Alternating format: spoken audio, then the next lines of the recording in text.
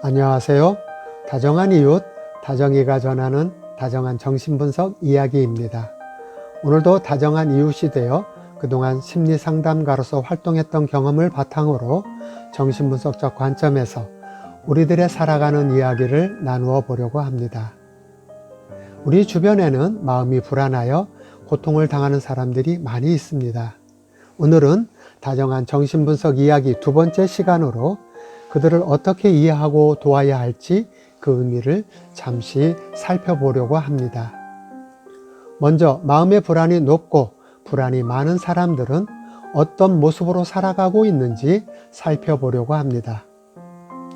불안이 심해 고통을 받고 있는 사람들의 삶은 다양한 공포증과 강박증으로 인해 시달리기도 하며 아이들은 악몽, 야뇨증, 도벽과 같은 증상으로 표출되기도 합니다. 또 틱과 같은 신체적 증상들, 그리고 난폭한 행동과 같은 다양한 증상의 모습으로 나타나기도 하며 마음이 불안하여 집중력이 약화되어 학습에 어려움을 겪기도 합니다.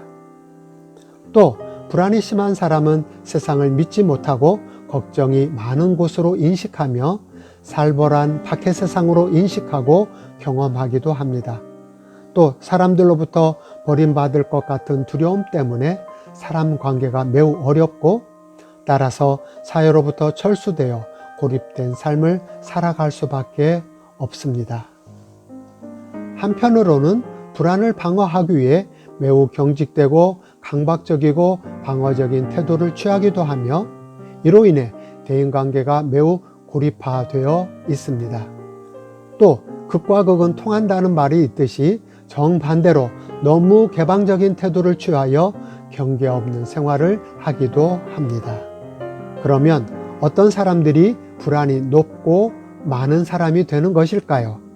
어린 아이들은 신체적뿐만 아니라 심리적으로도 매우 연약하고 취약하여 돌봄이 절대적으로 필요한 상태에 있습니다. 따라서 어린 아이들이 심리 발달 과정에서 불안을 경험할 때 불안을 스스로 다룰 수 있는 능력이 부족하기 때문에 돌보는 사람으로부터 충분한 위로와 달래주기를 통해 처리해 주지 않으면 불안에 취약한 성격, 즉 불안을 스스로 방어하기 위한 병리적이고 방어적인 성격을 발달시키게 됩니다.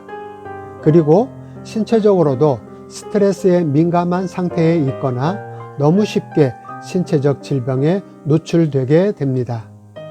따라서 사람이 안정감 있는 성격을 형성하기 위해서는 불안을 진정시켜주고 다루어 줄 수 있는 평안하고 안정된 대상과의 지속적이고 반복적인 경험을 필요로 합니다. 왜냐하면 바로 그럴 때에 사람의 영속적인 안정감을 갖도록 만들어주기 때문입니다. 한편으로는 불안은 사람에게 전염시키는 특성을 갖고 있기 때문에 아이들은 불안이 심한 부모와 어른들로부터 불안을 물려받을 수 있습니다.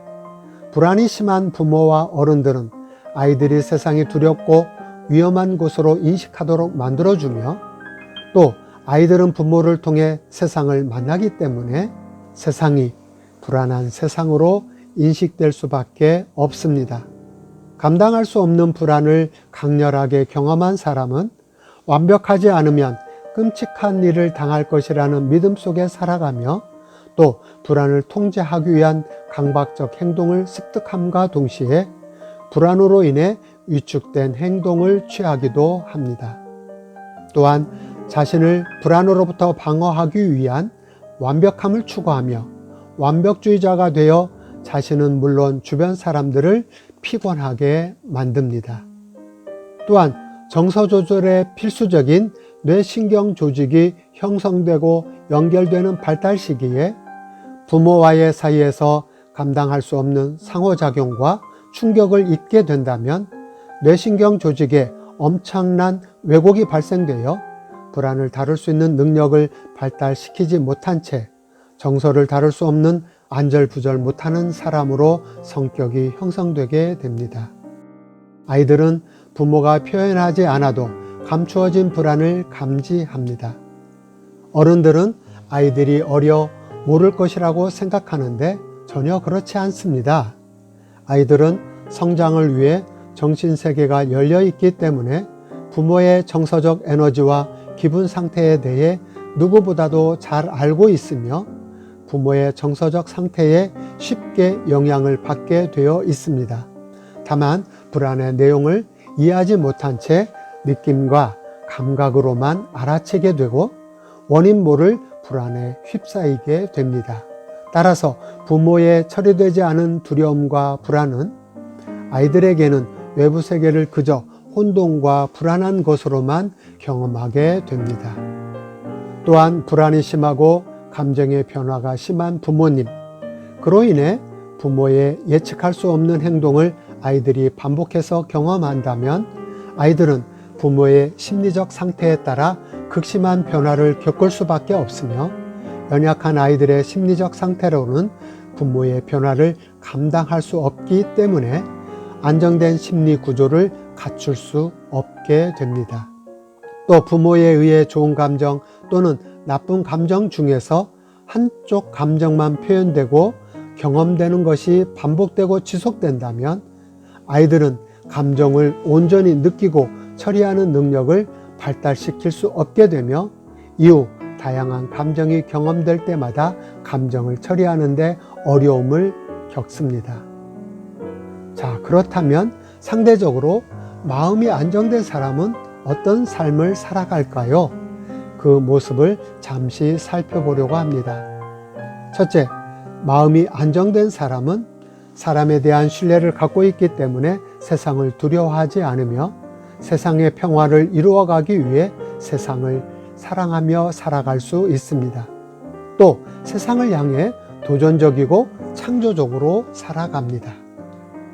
둘째, 마음이 안정된 사람은 자신의 정서 상태를 반영해주는 좋은 대상을 경험한 사람이기 때문에 자신에게 닥쳐오는 위기와 어려움 속에서 위로와 도움을 받기 때문에 도움을 적극적으로 요청하여 극복해 갑니다. 다시 말해 도움받을 수 있다는 권리감과 확신이 있으며 이런 차원에서 위기 관리 능력이 뛰어나다고 할 수 있습니다. 셋째, 마음이 안정된 사람의 마음 속에는 자신을 인정해주고 지지해주는 대상이 내면화되어 있습니다. 따라서 세상이 마음대로 되지 않는 절망스러운 상황이 닥쳐와도 어떠한 상황에서도 자신의 존재감은 흔들림이 없습니다. 때문에 자존감이 굳건하기에 세상을 탐험할 세계로 여기고 세상을 향해 용기를 갖고 도전적으로 모험을 즐길 수 있게 됩니다. 또한 세상을 향해 신바람으로 자기 실현을 추구해 갑니다. 이제 마지막으로 어떤 상처가 불안으로 남게 되며 어떻게 극복되는 것인지를 간략하게 살펴보려고 합니다. 사람은 누구나 완벽한 존재가 될 수 없으며 또한 완벽한 환경과 완벽한 돌봄 속에서 성장할 수 없습니다. 누구나 마음의 상처를 받으며 크고 작은 상처를 떠안고 성장해 갑니다. 다만 사건을 겪은 후에 당한 일을 표현하고 그 감정을 다룰 수 있도록 누군가가 정서적으로 충분히 지속적으로 그리고 일관성 있게 함께 해주었는가에 따라 달라지는 것입니다. 불안으로 경험된 사건 이후에 정서적으로 어떻게 처리되었는가에 따라 마음의 상처가 결정되는 것입니다. 따라서 상처를 입었던 사건을 두고 잊어버릴 것을 강요하기보다는 무슨 일이 벌어졌는지 누군가로부터 충분한 탐색과 설명의 과정을 통해 이해와 공감의 경험을 충분히 해야 하는 것입니다. 바로 이해와 공감의 과정이 정신적인 신진대사이며 처리 과정입니다. 그리고 불안이 해결되는 치유의 과정인 것입니다. 그러나 마음의 상처는 이해와 공감이 절실하게 필요함에도 불구하고 상처받은 마음은 내면 세계에 꽁꽁 숨겨져 있어 쉽게 그 의미를 알 수 없고 다룰 수 없다는 것 때문에 문제가 되는 것입니다. 전문가를 통한 심리 상담은 바로 이 부분을 도움받는 것입니다. 이해와 공감되지 않는 불안은 알 수 없음에 휩싸여 있으면서 다양한 신체적 질병과 문제 행동으로, 즉 정신병으로 표출되는 것입니다. 불안이 이해의 영역에서 다루어지지 않기 때문에 또 공감받을 수 없다는 극심한 불안으로 인해 내면에 억압된 마음의 상처를 풀지 않고 꽁꽁 묶어 묻어버리게 됩니다. 때문에 결국 마음의 상처는 누구나 쉽게 잘 알 것 같지만 알 수 없는 영역에 갇혀버린 채 이해하고 공감적으로 처리할 수 없게 되고 결국은 병리적 형태로밖에 처리되지 못하는 문제가 발생됩니다.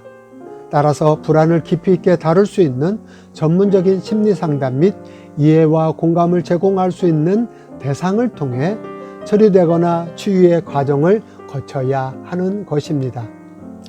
한 가지 또 다른 의미는 아이들을 다루는 부모의 입장에서 아이들이 상처받을 것에 대한 염려로 인해 불안의 내용을 숨기거나 또 아직 아이들이 어려 모를 것이라 생각하거나 쉽게 생각하여 아이들에게 상처로 남겨두는 경우가 있습니다. 앞에서 말씀드렸듯이 아이들은 불안의 내용을 감각적으로 알고 있으며 내용도 모른 채 자신의 왜곡된 방식으로 불안을 인식하고 처리하여 결국 병리적인 방식으로 발달하도록 방치하게 될 수도 있습니다. 따라서 아이들이 불안을 이해하도록 아이들 수준에 맞게 잘 설명해 주어야 하며 어른들도 알 수 없는 불안의 내용을 탐색하여 그것이 이해의 영역에서 다루어지고 불안의 직면에서 도망가지 않고 견딜 수 있는 힘을 길러야 합니다. 그것이 어렵다면 전문가의 도움을 받아 이해와 공감의 수준에서 처리될 수 있도록 반드시 도움을 받아야 합니다. 여기까지 불안이 심한 사람에 대한 불안의 의미를 잠시 살펴보았습니다. 좀 더 자세한 내용을 알고 싶은 사람은 한국심리치료연구소에서 발간된 스토리텔링을 통한 어린이 심리치료 중에 강박증에 시달리는 아동을 도우려면 편을 살펴보시면 많은 도움이 될 것입니다. 그리고 좀 더 자세한 안내와 상담을 받기 원하시는 분들은 대전사회복지실천연구소 홈페이지를 방문해 주시거나 메일 주소 cgy7704@mail.net으로 연락 주시면 감사하겠습니다. 더욱 성장하는 모습과 진실함으로 여러분께 다가가도록 노력하겠습니다. 다음 시간에는 다른 주제로 찾아뵙도록 하겠습니다. 감사합니다.